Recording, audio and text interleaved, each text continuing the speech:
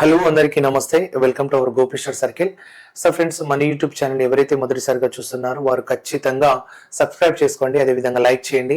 మీకు ఒక మంచి కంటెంట్ సబ్జెక్ట్ ఇది అర్థమెటిక్ కానీ రీజనింగ్ కానీ ఆన్లైన్ క్లాసెస్ కావాలనుకుంటే so full depth and previous questions తోటి ఉంటాయి. మరి మీకు అది కావాలనుకుంటే గోపిస్టర్ సర్కిల్ యాప్ని గూగుల్ ప్లే స్టోర్ నుంచి డౌన్లోడ్ చేసుకొని మీరు క్లాసెస్ వినవచ్చు. అండ్ ఇక్కడ ఈ రోజు మనం డిస్కస్ చేసే క్వశ్చన్ కూడా వెరీ వెరీ ఇంపార్టెంట్ క్వశ్చన్. ఒకటి నేను చెప్తాను, అదే కాన్సెప్ట్ తోటి మీరు రెండో ట్రై చేయండి. సో చాలా ఇంపార్టెంట్ అండ్ అప్కమింగ్ అయితే ఎక్స్పెక్ట్ చేయొచ్చండి. నేను ఏదైతే షార్ట్ కట్ ఆల్రెడీ నేను క్లాస్ లో సో స్టోరీ అంటే దాని క్లియర్ ఇన్ఫర్మేషన్ కాన్సెప్ట్ చెప్పడం జరిగింది. బట్ ఇక్కడ ఏంటంటే జస్ట్ నేను షార్ట్ కట్ ఏ విధంగా థింక్ చేస్తా అనేది చెప్తా. దాన్ని బట్టి మీరు రెండో క్వశ్చన్ ట్రై చేయండి, ఓకేనా? మరి ఒకసారి చూద్దాం. If compound interest on of a certain sum at the end of 2 years and so 3 years are 234 rupees and 381 rupees respectively. Find the rate of interest అడుగుతున్నాడు. సో 2 సంవత్సరాలు మరియు 3 సంవత్సరాలు అయ్యే చక్రవడ్డీ 234 మరియు 381 అయితే మరి వడ్డీ రేటు ఎంత అనేది క్వశ్చన్. దీన్ని నేను ఇక్కడ కాన్సెప్ట్ అనేది క్లాస్ లో చెప్పడం జరిగింది, బట్ నేను డైరెక్ట్ షార్ట్ కట్ వెళ్తున్నా. సో 0 ఇయర్ దగ్గర నీకు ప్రిన్సిపల్ వాల్యూ తెలియదు, అర్థమవుతుందా? రేట్ ఆఫ్ పర్సెంటేజ్ ఆల్సో మనకి తెలియదు. ఇప్పుడు చూడండి 1 ఇయర్ అయిపోయింది, అలాగే నెక్స్ట్ ఇంకోటి ఏమైంది, సెకండ్ ఇయర్ అయిపోయింది, అలాగే ఇంకోటి థర్డ్ ఇయర్ అయిపోయింది. మరి ఇక్కడ ఫస్ట్ ఇయర్ ఉన్నప్పుడు నీకు ఇంట్రెస్ట్ తెలుసా? తెలియదు. సెకండ్ ఇయర్ ఉన్నప్పుడు ఇంట్రెస్ట్ తెలుసా? తెలియదు.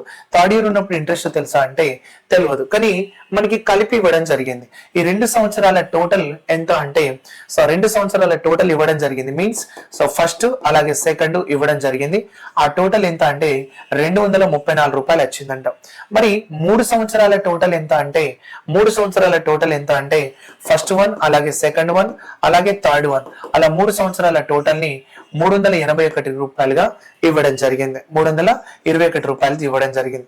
ఇప్పుడు నేను ఎలా చేయబోతున్నా అంటే సో చూడండి, ఫస్ట్ ఇయర్ ఇంట్రెస్ట్ మనం ఒకటి షార్ట్ కట్ చెప్పుకున్నాం. ఏంటిదంటే first year interest, second year interest, third year interest, ఓకేనా? First year interest, second year interest, third year interest. ఒకవేళ నేను 10% అనుకుంటే 10% ఫ్రాక్షన్ ఏం రాస్తారమండి ఇక్కడ 1/10 అంటే మనం ఏం రాస్తాం 11/10 రాస్తాం. అప్పుడు దాన్ని రాసుకునేది ఎంత అంటే 10:11 గా రాస్తాం. అర్థమవుతుందా? 10:11 గా రాస్తాం. అంటే ఖచ్చితంగా ఇది 10 స్క్వేర్ అవ్వాలి, ఇది 11 స్క్వేర్ అవ్వాలి, ఇది 10x11 గా మారాలి, ఓకేనా? ఇది ఫాలో అవ్వాలి అంటున్నా నేను, అర్థమవుతుందా? మనం దీన్ని ఏ స్క్వేర్ గాను, దీన్ని ఏబి గాను, దీన్ని బి స్క్వేర్ గాను రాసుకోవాలి. అలా 3 ఇయర్స్ ఇంట్రెస్ట్ తీసుకోవాలి అన్న నేను. అంటే ఇప్పుడు నేను అదే ఫాలో అవుతున్నా. అంటే ఇక్కడ ఓన్లీ సపరేట్, ఇక్కడ first year interest, only separate second year interest, third year interest, ఇక్కడ only separate first year, only separate second year, only separate third year. ఇప్పుడు నేను స్క్వేర్ రావాలంటే లాస్ట్ వన్ బి స్క్వేర్ రావాలంటే ఇది కదా నేను ఫాలో అవుతుంది, ఏ స్క్వేర్ ఏబి అలాగే ఇంకోటి బి స్క్వేర్. ఇది ఓన్లీ థర్డ్ ఇయర్ వస్తుంది, ఇది సెకండ్ ఇయర్ వస్తుంది, ఫస్ట్ ఇయర్ వస్తుంది. ఇది మనం ఫాలో అవ్వాలి. అంటే నాకు ఓన్లీ థర్డ్ ఇయర్ రావాలనుకుంటే అప్పుడు నేనేం చేస్తా అంటే థర్డ్ ఇయర్కి వచ్చేసరికి నేనేం చేస్తా అంటే బాగా అర్థం చేసుకోండి. సో 381 మైనస్ 234 అనేది మైనస్ చేస్తున్నా ఓన్లీ థర్డ్ ఇయర్.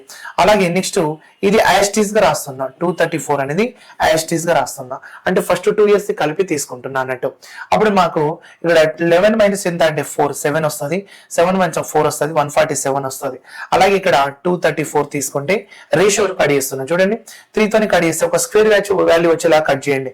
3 4 జా 3 9 జా 27, అలాగే 3 తీసుకుంటే 3 7 జా 21, 3 8 జా 24. అంటే నాకు వచ్చింది ఇవి చూడండి, ఫస్ట్ ఇయర్ సెకండ్ ఇయర్ రెండు కలుపుకుంటే నాకు 78 వస్తుంది.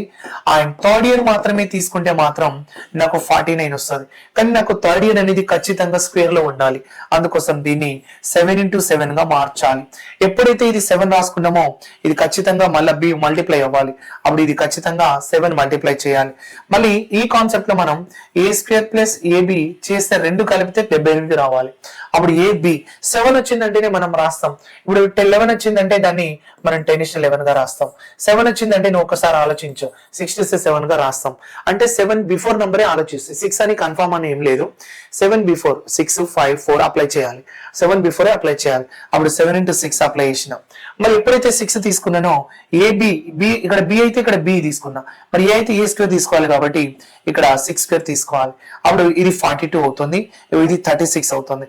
36 42 రెండు కలిపితే నాకు 78 వస్తుంది. సో 78 అంటే 70 అనేది నాకు ఈ సీక్వెన్స్ చూడండి A square plus A B plus B square concept లో 3 years ఇంట్రెస్ట్ తీసుకున్నాం కాంపౌండ్ లో.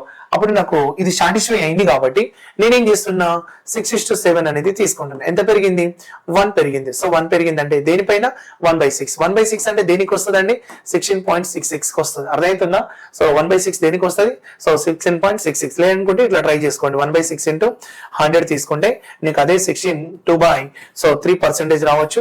16.66 అని చెప్పొచ్చు. సో ఆప్షన్ ఏంటిది? సో థర్డ్ ఆప్షన్ అనేది రైట్ అవుతుంది. Very very important problem. అలాగే మీరేం చేస్తారంటే సేమ్ ఇక్కడ మీరేం తీసుకుంటారంటే ఖచ్చితంగా ఇది మీరు ట్రై చేయాలి.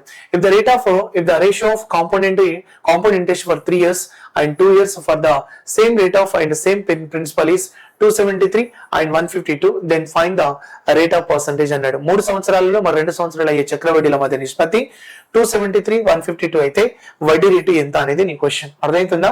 అలా నీకు ఇక్కడ ఆన్సర్ ఏదైతే వస్తుందో అది కామెంట్ రూపంలో తెలియజేయండి. ఖచ్చితంగా నోటిఫికేషన్ దగ్గరలో ఉంది కాబట్టి కొంచెం సీరియస్ గా ట్రై చేయండి. అందరికీ వస్తుంది. మనం కష్టపడితే ఎప్పుడైనా సక్సెస్ అవుతాం కాబట్టి అందరికీ all the best. Thank you.